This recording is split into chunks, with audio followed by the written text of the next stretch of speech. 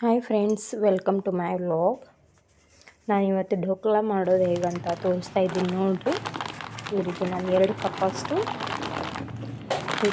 ಕಡಲೆ ಹಿಟ್ಟನ್ನು ತೊಗೊಂಡಿನಿ ನೋಡಿರಿ. ಈ ರೀತಿ ಜಲಿಸ್ಕೋಬೇಕ್ರಿ ಕಡಲೆ ಹಿಟ್ಟು ಚೆನ್ನಾಗಿ.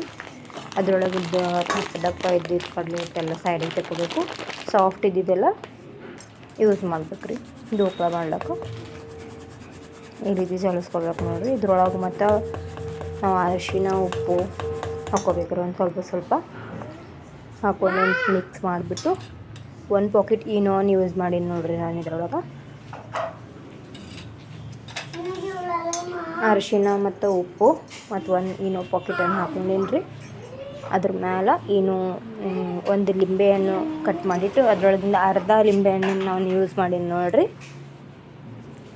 1 ಬೇಕಾದರೂ ನೀವು ಜಾಸ್ತಿ ಇತ್ತಂದ್ರೆ ಯೂಸ್ ಮಾಡ್ಬೋದು ರೀ. ಈ ರೀತಿ ಈನೋವನ್ನು ಹಾಕ್ಕೊಂಡು ಚೆನ್ನಾಗಿ ಮಿಕ್ಸ್ ಮಾಡ್ಕೋಬೇಕ್ರಿ. ಒಂದೇ ಸೈಡಲ್ಲಿ ನಾವು ಇದಕ್ಕೆ ಮಿಕ್ಸ್ ಮಾಡ್ಕೋಬೇಕ್ರಿ. ಈ ರೀತಿ 2 ಡ್ರಾಪ್ ಆಗಬಾರ್ದ್ರ ಒಳಗೆ ಸ್ಟಾಪ್ ಮಾಡಬಾರ್ದಾಗ್ತದೆ.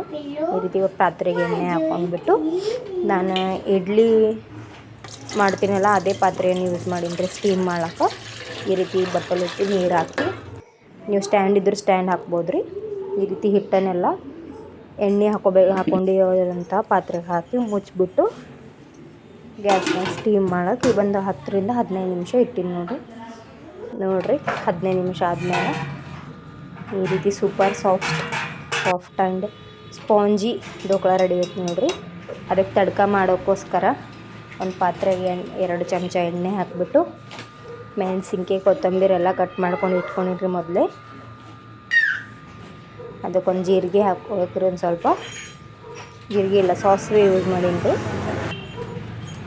ಎಣ್ಣೆ ಗರಮ್ ಆದಮೇಲೆ 2 ಚಮಚ ಸಾಸಿವೆ ಹಾಕ್ಕೊಂಡ್ಬಿಟ್ಟು ಮೆಣಸಿನ್ಕಾಯಿ ಹಾಕ್ಕೊಂಡೀನಿ ನೋಡಿರಿ. ಇದು ಚೆನ್ನಾಗಿ ಕೆಂಪಗಾಯ್ತಂದ್ರೆ ಕೊತ್ತಂಬರಿ ಸೊಪ್ಪು ಮೆಣಸಿನ್ಕಾಯಿ ಎಲ್ಲ ಚೆನ್ನಾಗಿ ಕೆಂಪಗಾಯ್ತಂದ್ರೆ ಒಂದು ಸ್ವಲ್ಪ ಅರ್ಧ ಬಟ್ಟಲಷ್ಟು ನೀರು ಹಾಕ್ಕೋಬೇಕ್ರಿ. ಇದಕ್ಕೆ ಫೋಡಣೆ ಒಳಗೆ ನಾವು ಅರ್ಧ ಬಟ್ಟಲಷ್ಟು ನೀರು ಹಾಕ್ಕೊಂಡ್ಬಿಟ್ಟು